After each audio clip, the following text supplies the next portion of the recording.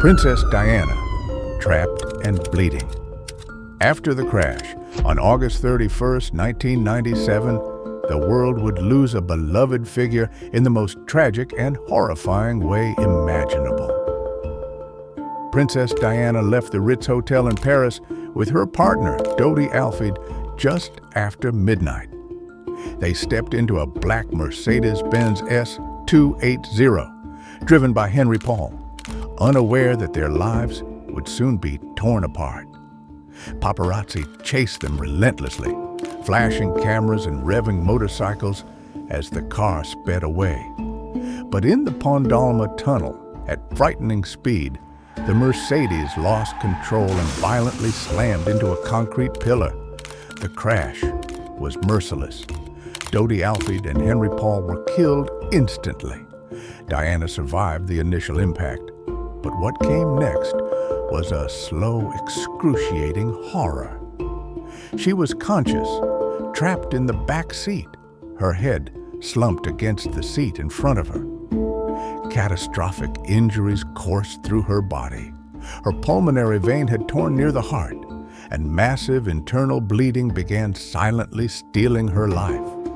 From the outside, she looked shaken, but not beyond saving. Inside, her body was shutting down. First responders worked frantically, trying to stabilize her.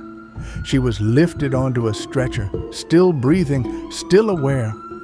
In the ambulance, medics fought desperately to keep her heart beating, to control the hidden bleeding that threatened to claim her every second. For nearly an hour, she battled between consciousness and the abyss, her body failing while her mind clung to life. By 4 a.m., Diana went into cardiac arrest at Pitié-Salpêtrière Hospital.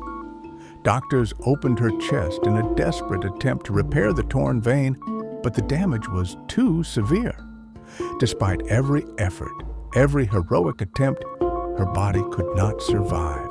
At 4:53 a.m., Princess Diana was gone. The world was stunned.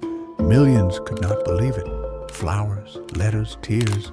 People flooded Kensington Palace in grief, mourning not just a princess, but someone they saw as a symbol of compassion, humanity, and hope.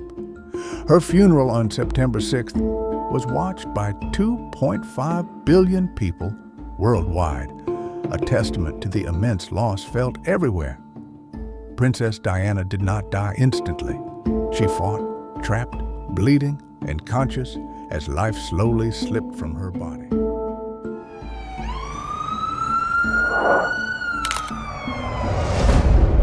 Roger Williamson's final race on July 29, 1973. The Dutch Grand Prix at Zandvoort looked like any other Formula One race day. Fans packed the stands and grassy banks, expecting speed, danger, maybe some drama.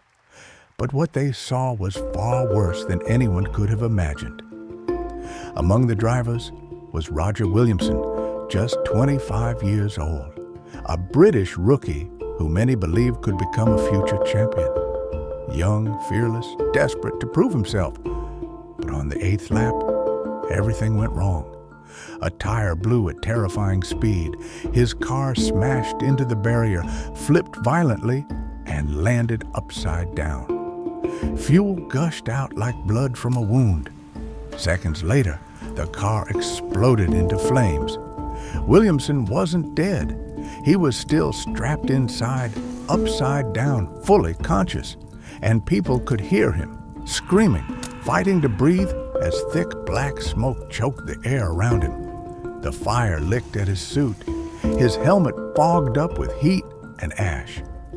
Another driver, David Purley, stopped his own race, sprinted across the track, and tried to flip the burning wreck over with his bare hands. His hands blistered instantly. He screamed for help, but the marshals just stood there, frozen, terrified, unequipped. No fireproof suits, no courage to get close. They just watched. The crowd could hear Williamson's muffled cries turn into raw, agonizing screams, his voice cutting through the roar of the flames. He was burning alive in front of thousands of fans, while the only man willing to risk his life was Pearlie. Pearlie grabbed a fire extinguisher, spraying wildly, but it was useless, like spitting on a bonfire. The flames kept growing, climbing higher, wrapping around the car, until Williamson's screams began to fade, then stopped. By the time rescue crews finally arrived, the car was a blackened coffin. Williamson's body was still inside, charred, twisted, unrecognizable. And the worst part? Millions of people watched it happen.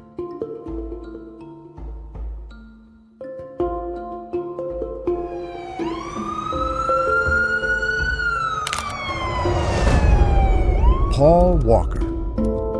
On November 30th, 2013, the world was stunned by the sudden death of Paul Walker, the 40-year-old actor immortalized by the Fast and Furious franchise.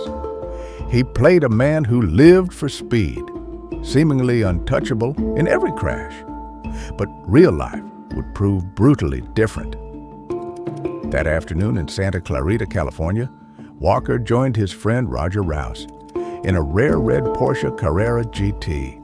Only 1,200 of these cars were ever built, and they were notoriously difficult to handle.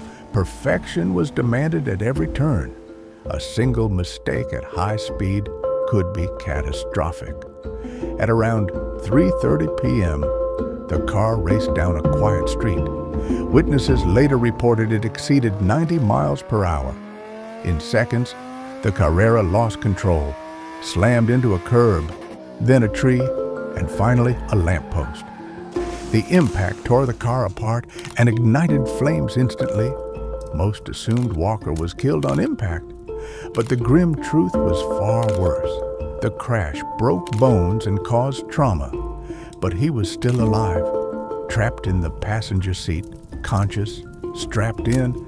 He faced a horror that no movie stunt could ever replicate.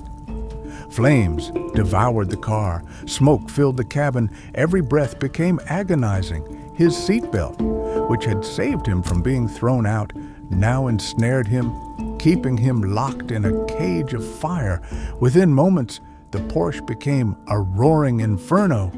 Heat scorched the metal and flesh alike. Smoke choked his lungs and flames licked closer, relentless. He struggled to breathe, to move, to escape. By the time first responders arrived, it was too late. The fire was uncontrollable. Paul Walker's life ended, trapped in smoke and flames. Thank you for staying with me through this story. If you'd like to hear more shocking cases, make sure to subscribe, leave a like, and share your thoughts in the comments. Your support keeps this community alive and growing. So don't forget to hit the bell icon. See you in the next story.